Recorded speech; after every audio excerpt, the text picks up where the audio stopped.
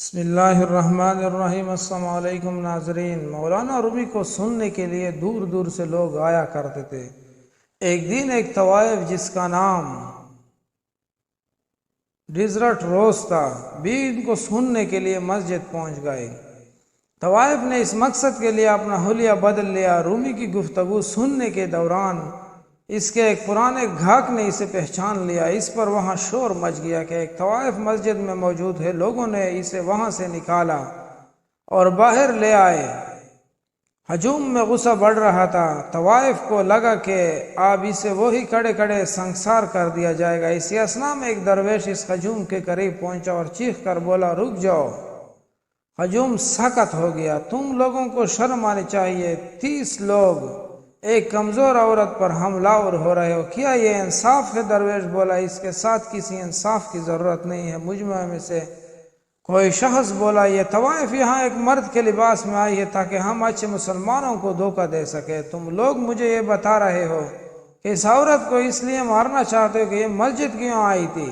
کیا یہ جرم ہے؟ درویش کے لہجے میں اب طنز میں مایا تھا۔ یہ طوائف ہے۔ ہجوم میں سے کوئی چلایا، مسجد میں اس کی کوئی جگہ نہیں ہے۔ ہجوم طوائف کے نعرے لگانے شروع ہو گئے۔ ایک نے کہا، آئیے طوائف کو مارتے ہیں۔ لگتا ہے اس ایک فکر نے درویش کے جلال کو مزید تیز کر دیا۔ رک جاؤ، مجھے ایک بات بتاؤ، کیا تم واقعی اس عورت سے نفرت کرتے ہو یا پھر تم لوگوں کے اندر اسے حاصل کرنے کی خواہش ہے؟ یہ کہہ کر درویش نے اس طوائف کا ہاتھ پکڑا اور اسے اپنے طرف کھینچ لیا۔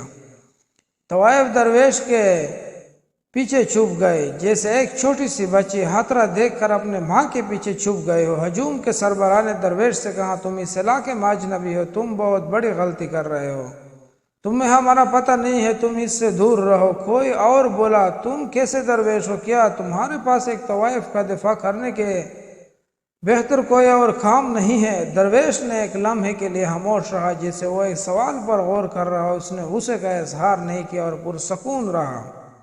پھر کہا، پہلے تم لوگ یہ بتاؤ کہ تم لوگ مسجد میں عبادت کے لیے جاتے ہو یا اپنے ارد گرد لوگوں کو دیکھنے؟ کیا مسجد میں خدا سے اہم وہ لوگ ہوتے ہیں جنہیں تم لوگ تکتے رہتے ہو؟ اگر تم خدا کی عبادت کرنے گئے ہو تو پھر تمہیں تو یہ عورت وہاں نظر ہی نہیں آنی چاہیے۔ حلیہ بدلنا تو دور کی بات ہے، اگر اس نے کپڑے تک نہ پہنے ہو پھر بھی تم لوگوں کو نظر نہیں آنی چاہیے۔ جاؤ، لوٹ جاؤ اور رومی کا وعظ سنو۔ اس کمزور عورت کو مارنے سے وہ کام زیادہ بہتر ہے۔ دھیرے دھیرے ہجوم چھٹ گیا۔ طوائف کے ہوش ٹھکانے آئے تو وہ بولی، اے درویش، میں آپ کا کیسے شکریہ ادا کروں؟ درویش بولا، تمہیں میرا کوئی شکریہ ادا کرنے کی ضرورت نہیں، ہم خدا کے علاوہ کسی کے شکر گزار نہیں ہے۔ طوائف نے نام پوچھا تو وہ درویش شمس تبریز نکلا۔ درویش بولا، کچھ لوگ اچھی زندگی شروع کرتے ہیں لیکن کچھ اپنا رنگ کھو بیٹھتے ہیں۔ تم بھی انہی لوگوں میں سے لگتی ہو جو اپنا رنگ کھو بیٹھے ہیں۔ کبھی تمہارا رنگ لالی کے پھول کی طرح سفید تھا، تاہم وقت کے ساتھ یہ رنگ کملا گیا، اب یہ رنگ برائن ہو چکا ہے۔ کیا تم اپنے اصل رنگ کو مس نہیں کرتی؟ کیا تم دوبارہ اپنی اصل ذات کے ساتھ جڑنا نہیں چاہو گی؟ تمہارا رنگ اس لیے بگڑا کیونکہ ان تمام برسوں میں تم نے اپنے آپ کو یقین دلایا ہے کہ تم اندر اور باہر سے آلودہ ہو چکی ہو۔ طوائف بولے، میں واقعی اچھی نہیں ہوں، مجھے علم نہیں میں کیسے کچھ کما کر اپنی زندگی گزاروں۔ درویش بولا، میں تمہیں ایک کہانی سناتا ہوں۔ ایک دن ایک طوائف نے گلی میں ایک کتے کو پیاسا دیکھا۔ کتا سورج کی تیز دھوپ میں سے بے بس لیٹا تھا اور اسے پیاس لگی ہوئی تھی۔ اس طوائف نے اپنا جوتا اتارا، اس میں سے ایک قریبی کنویں سے پانی بھر کر لائے، کتے کو پلایا اور چلی گئی۔ اگلے دن طوائف کی ایک صوفی سے ملاقات ہو گئی۔ جو ہی صوفی نے اسے دیکھا تو اس نے آگے بڑھ کر طوائف کے ہاتھ چومے۔ طوائف کو ایک دھچکا لگا۔ صوفی بولا، تم نے جو ہمدردی کتے کے ساتھ دکھائی تھی وہ خدا کو اتنی بھائی ہے کہ تمہارے سارے گناہ بخش دیے گئے۔ یہ سن کر طوائف بولی، اگر میں پورے شہر کے پیاسے کتے کو پانی پلاؤں تو میرے گناہ معاف نہیں ہوں گے؟ شمس تبریز بولا، تم یہ کیسے کہہ سکتی ہو؟ میں تو صرف خدا کو یہ تو صرف خدا کو پتہ ہے کون نیک کون گناہگار ہے، اور تم کیسے کہہ سکتے ہو جنہوں نے تمہیں آج مسجد سے دکے دے کر نکالا ہے وہ خدا کے بہت قریب ہے اور تم خدا سے دور ہو۔ طوائف بولی ان مردوں کو یہ بات کون بتائے گا؟ درویش بولا بات تم نہیں بتاؤ گے۔ روز بولی آپ کا خیال ہے وہ میری بات سنے گی، وہ لوگ تو مجھ سے نفرت کرتے ہیں۔ درویش بولا اگر تم چاہتی ہو کہ دوسرے تمہارے ساتھ مختلف انداز میں سلوک کرے تو پھر سب سے پہلے تم اپنے ساتھ سلوک کو تبدیل کرو، اس کے علاوہ کوئی طریقہ نہیں ہے کہ تم اپنے آپ سے محبت کر سکو۔